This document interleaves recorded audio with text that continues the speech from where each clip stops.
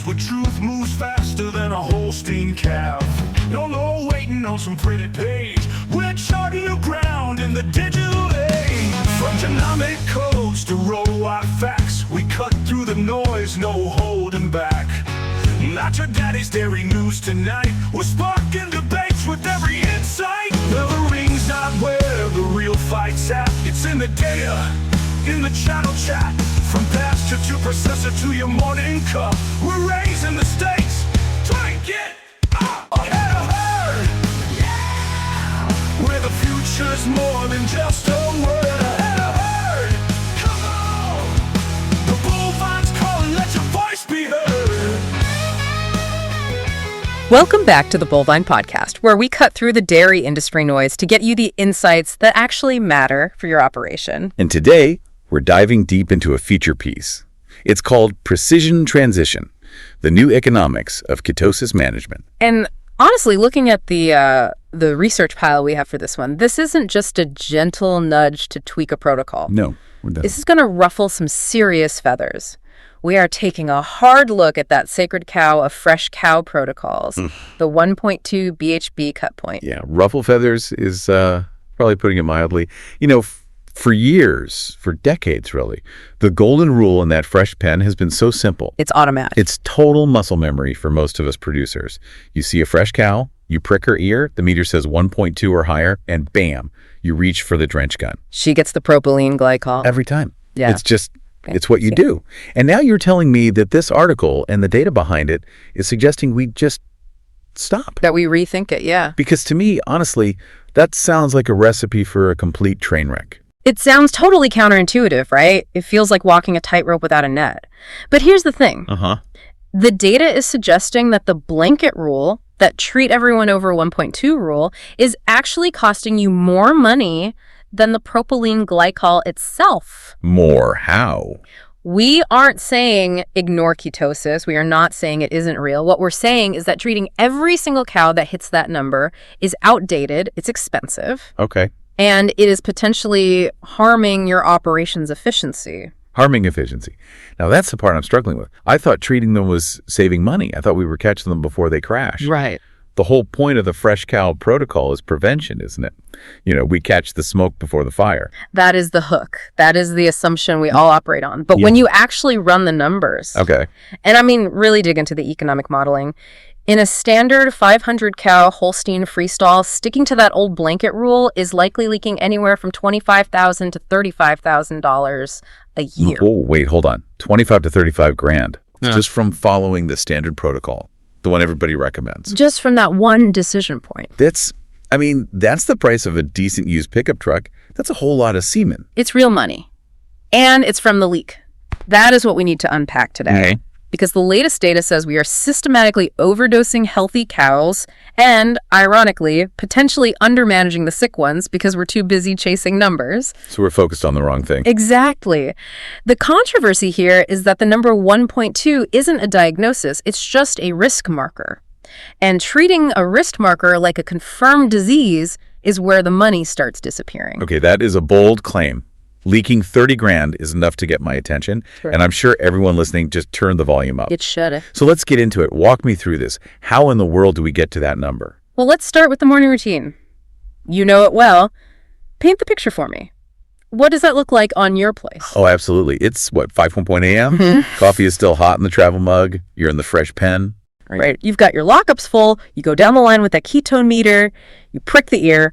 Beep. 1.3. Drench. Boom. She gets the drench. Next one, beep, 1.1. Okay, she's safe. Move on. Next one, beep, 1.4. Drench again. Drench again. It's binary. It's totally black and white. You don't really think about it. You just do it. Because that's the protocol. Because that's what the vet protocol says. It's efficient, or at least, it feels efficient. It feels efficient because it's decisive. You feel like you're doing something. But that binary approach is the problem.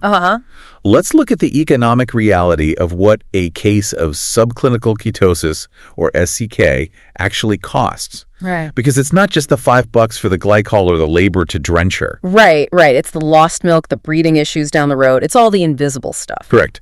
So there was a major Canadian model. This came out of the University of Guelph back in 2016. I think I remember hearing about that one. They looked at real herd data. thousands of cows, and they pegged the cost of a single SCK case at about 203 Canadian dollars. So $200 basically. Roughly. And that includes the lost milk, the increased risk of other diseases like metritis, the fertility hits. Like extra days open and that kind of thing. Exactly. And the risk of her being culled early. Okay, so roughly $200 a cow if she's subclinical. That hurts, but I mean, it feels manageable. It does. But then if you look at the U.S. model, this one was developed by a team including Dr. Christopher McCart at Cornell.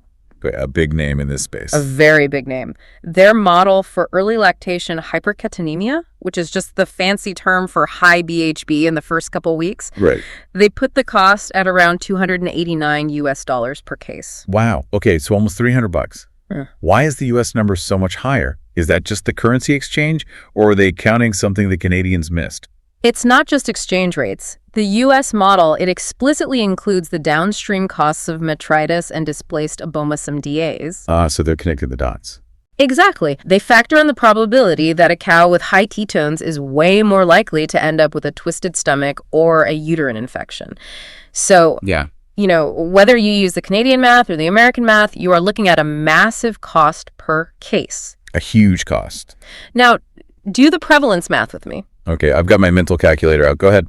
Global surveys, and we're talking nearly 9,000 cows across 12 different countries, so these are big data sets. They show that the average SCK prevalence using that 1.2 cut point, it's about 24.1%. So basically 1 in 4 fresh cows. Roughly. In a 500 cow herd, that's 125 cows a year. Okay, so let me do that math. 125 cows times. Yeah. Let's be conservative, say $200. Mm-hmm. That's $25,000 right there. If you use that Cornell number, the almost 300, you're pushing $36,000. Exactly. That is the money you are losing to this disease complex. That is real money walking out of the checkbook. Okay, let me play devil's advocate here for a second. Too. If 1 in 4 cows has it, and the global average is 24%, isn't that just normal? The normal question. I mean, seriously, maybe that's just what high-producing Holsteins do. Maybe that's the tax we pay for making 100 pounds of milk a day. It is common, but it absolutely shouldn't be accepted as normal. That mindset is the leak. How so? Because if you can cut that prevalence from 25% down to, say, 15%, which is very, very doable. Okay. You are saving $10,000 to $15,000 immediately. That is pure profit you are leaving on the table by just shrugging your shoulders and accepting 25% is just what happens. Okay, I see where you're going. You're saying we're too comfortable with the prevalence, but how does changing the 1.2 rule help lower that? That's the key question. I mean, isn't testing and treating how we manage it? If I stop treating the cows over 1.2, aren't I just ignoring the problem and letting it get worse? Testing and treating is how you put a Band-Aid on it. It doesn't stop the leak. And more importantly, the 1.2 line itself is completely misunderstood. We need to do a reality check on where that number even came from. Yeah, where did it come from? It feels like it just appeared on a stone tablet one day. It really does, but it came from smart people in white coats at universities. You're right about that. Okay. Over the last 2 decades, researchers linked blood BHB levels to the things we hate, right? DAs, retained placentas, metritis. All the fresh cow disasters. All of them. And they found that these cut points, somewhere in the 1.2 to 1.4 range, were a solid tripwire. They correlated really well with herd level risk. Right. So if the whole herd is running high, you got a systemic problem. The alarm bell's going off. Precisely. It was designed to describe herd level risk. It acts like a smoke alarm. If 30 or 40% of your fresh cows are over 1.2, your transition program is on fire. Right. But it was never intended to dictate that every single individual cow who touches 1.2 is sick and needs a drench. But wait a minute. If she's over 1.2, she is physiologically under stress, isn't she? I mean, her body is mobilizing fat. That's what ketones are, right? A byproduct of burning fat. She is mobilizing fat, yes. Yep. But here is where the physiology update comes in.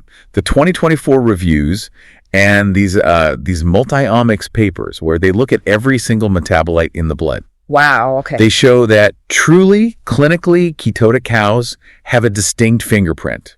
They have high NEFR, non-esterified fatty acids, they have high liver fat, and they have high inflammation markers. Okay, so their whole system is chemically a mess. They're on fire internally. Right. But, and this is the absolute key, a cow can hit 1.3 on the meter without having that full toxic fingerprint.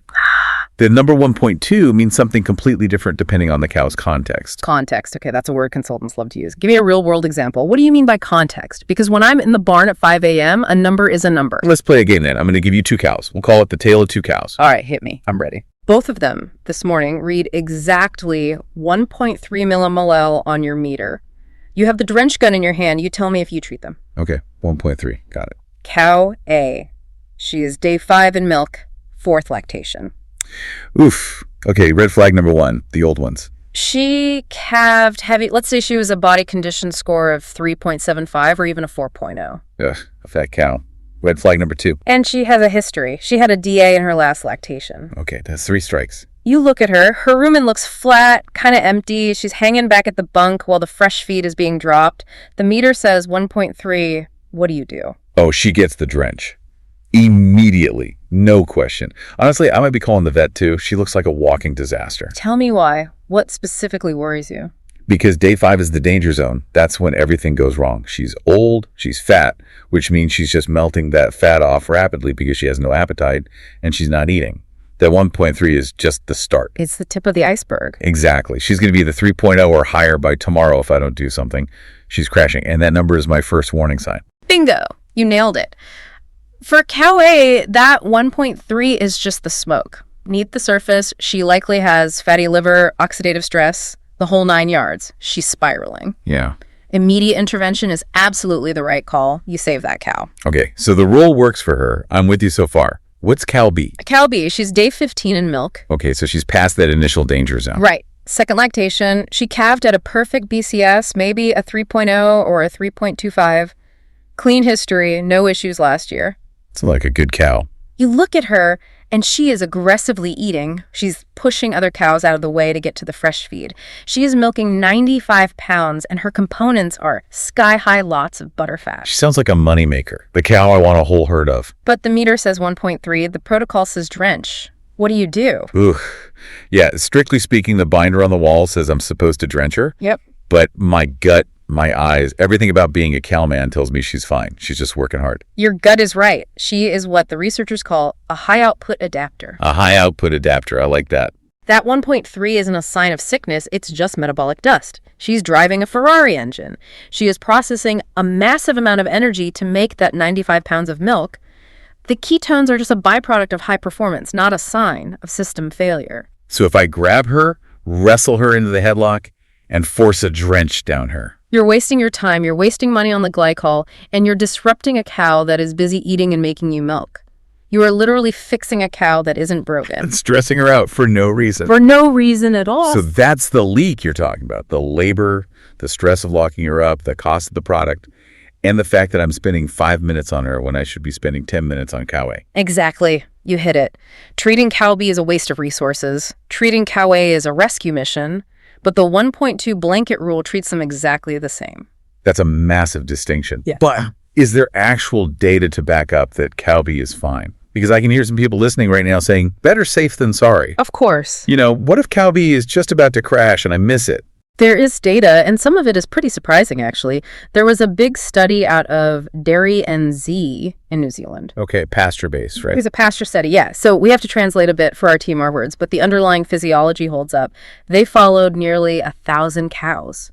A good-sized group. What did they find? They found that the cows with at least one test over 1.2 millimol actually produced 4% more milk solids in the first 15 weeks than the cows that stayed low the whole time. Wait, back up. Did you just say the ketotic cows made more milk? The moderate ketotic cows, yes. Yeah. The ones in that 1.2 to 2.9 range. That makes no sense. How is that possible? Because think about it from a biological standpoint. Ketones are fuel. They are energy. In a healthy, high-producing cow, seeing some ketones means she is successfully mobilizing her body tissue to support high milk production. It's an expected part of the process. So we've been demonizing a fuel source. We've been treating the gas in the tank like it's water in the oil. To an extent, for some cows, yes. The study also showed that when they took these moderate cases, healthy cows, just showing some numbers on the meter, and they treated them with propylene glycol, they saw no consistent improvement in milk or reproduction. None. So drenching them did absolutely nothing for performance. It lowered the ketones, sure, The number on the meter went down, so you felt like you fixed it. Right. You get the satisfaction of seeing the number change. But it didn't make them give more milk, and it didn't make them get pregnant any faster. So from an economic standpoint, the treatment had zero ROI. That is the literal definition of burning money. You're paying to fix a number on a screen, not to improve the actual cow. Precisely.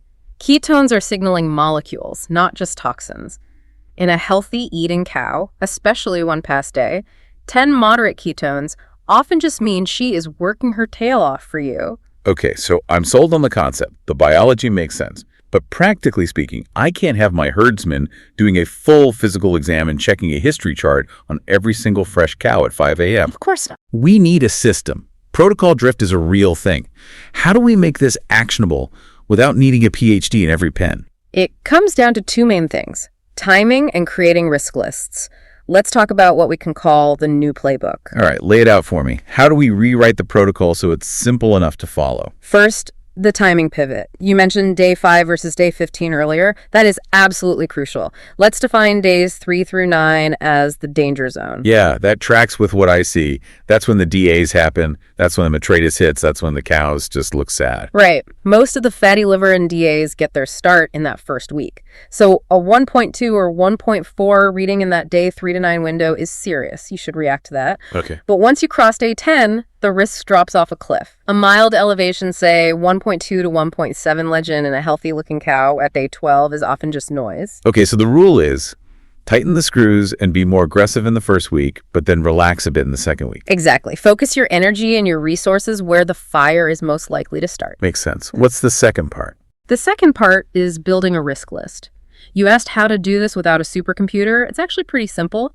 You identify the cows before they even calve who are the most likely to crash. So we're flagging the troublemakers ahead of time. Who are they?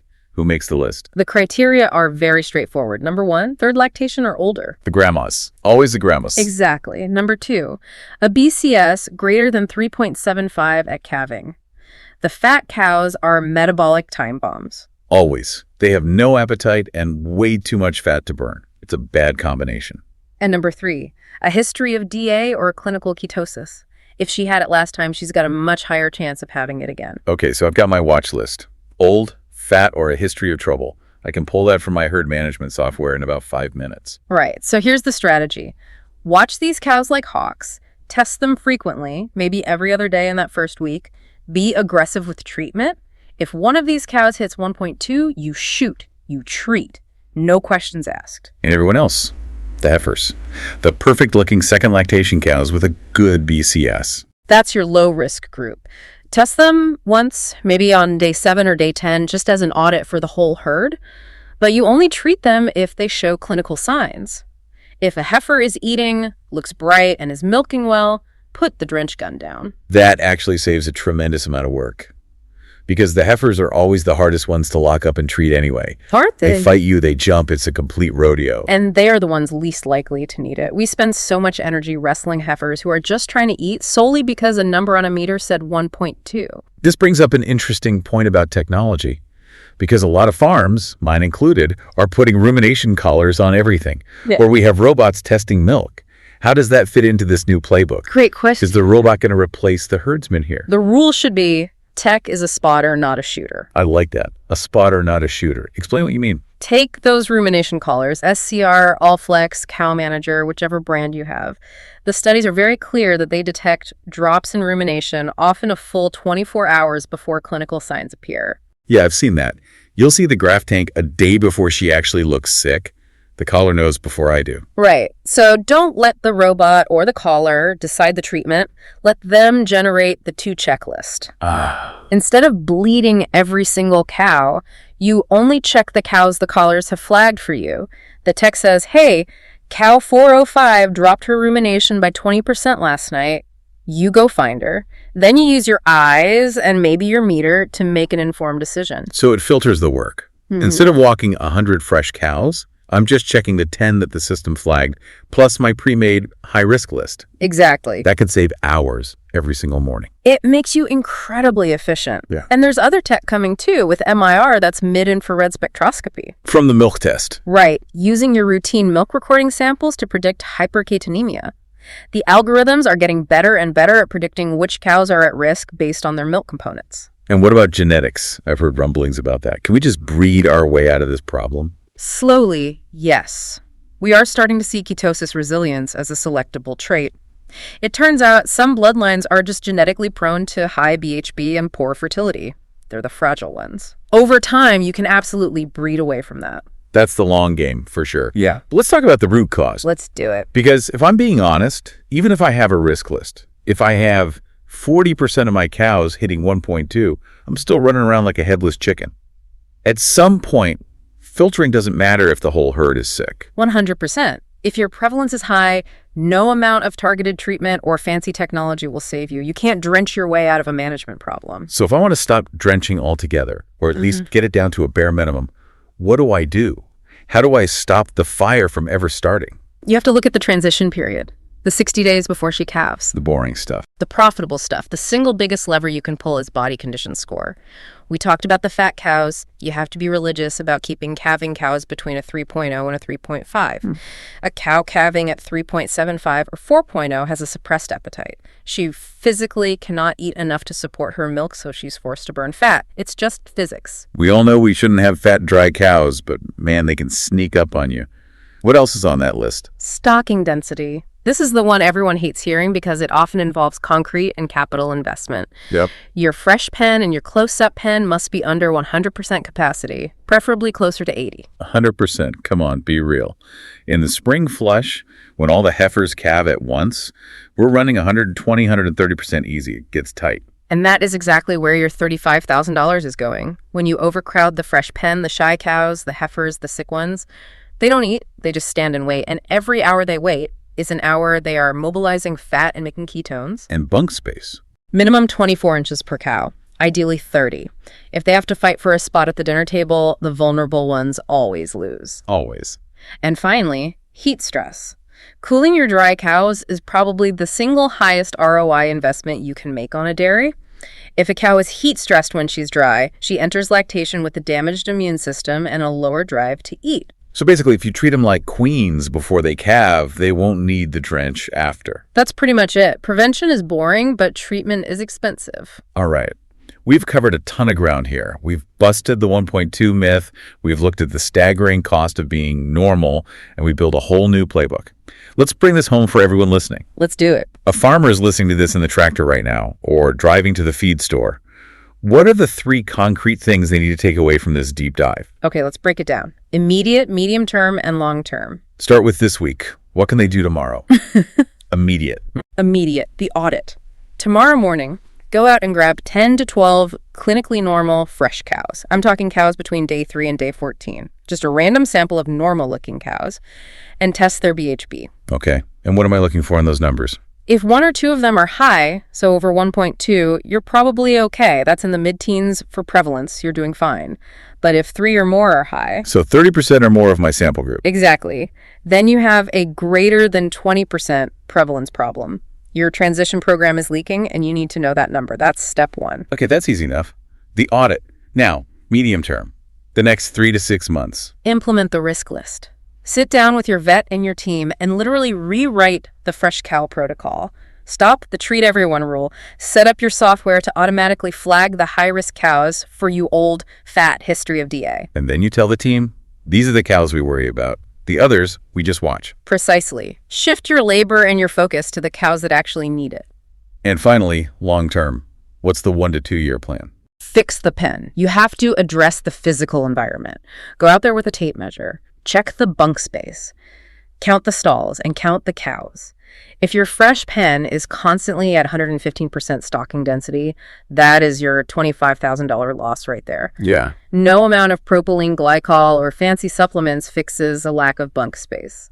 And maybe start paying closer attention to those genetic indices for ketosis resilience when you're picking bulls. Absolutely. Start building a herd that doesn't want to get sick in the first place. It sounds so simple when you lay it all out like that, but I know it takes a lot of discipline to change a protocol that's been in place for 10 or 15 years. It does. It's a mindset shift. But looking at these costs, almost $300 a case, it's just money we can't afford to keep losing. especially not with today's feed prices. It is. And remember, the goal isn't just to be better at finding ketosis. The goal is to have cows that don't get it. Amen to that. Well, this has been another Bullvine Podcast from the Bullvine Podcast. For more straight-talking industry analysis, head to www.thebullvine.com. And make sure to subscribe wherever you get your podcasts. We're out with new episodes every day. And next time, we're going to be looking at why your heifer raising costs might be lying to you. Ooh, that's another can of worms. You won't want to miss that one. See you then. Bye for now.